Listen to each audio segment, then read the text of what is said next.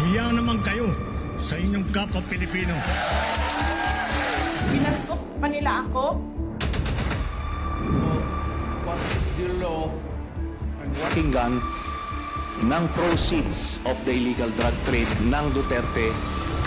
The law enforcement, the highest law enforcement official being head of PNP. Yeah. Now you're hiding this scoundrel, this fugitive. I think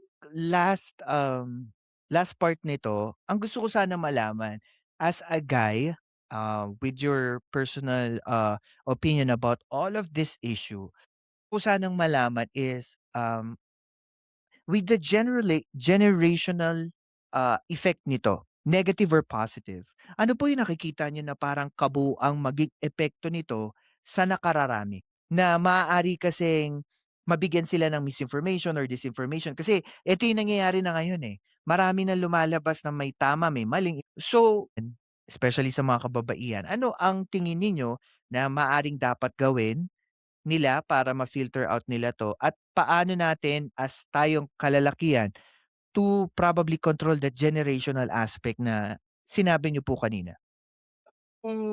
Response ng sektor ng na Sige po. Sige po.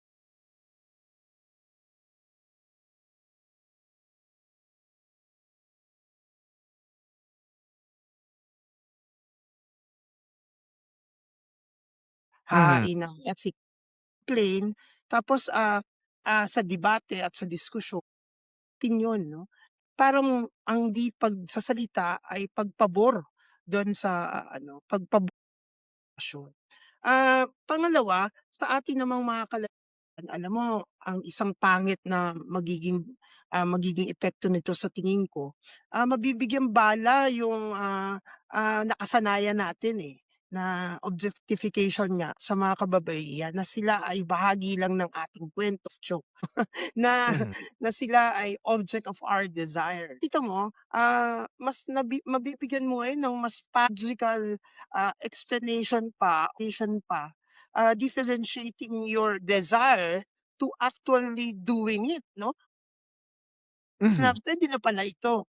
May katwiran pala ako and this is logical pa, no? Pinag-isipan pa. I can even cite a situation na sasabihing ito ay tama kasi magkaiba yung desire at imagination dun sa actually, no? Tingin ko yun lalong nagpapalala nung sitwasyon ng objectification at pagbababa. Kaya nga, babalik ako ron sa call ng back to the root of nation. Hindi nga lang ito sa mga babae, lalaki. Ang ugat ay yung pagkatao at karangalan natin. Tingin ko walang diyan, walang subjective diyan, walang relative diyan. Yan ay totoo sa lahat ng panahon. Tayo, whether you had that it came from or you just believe that you're important and you're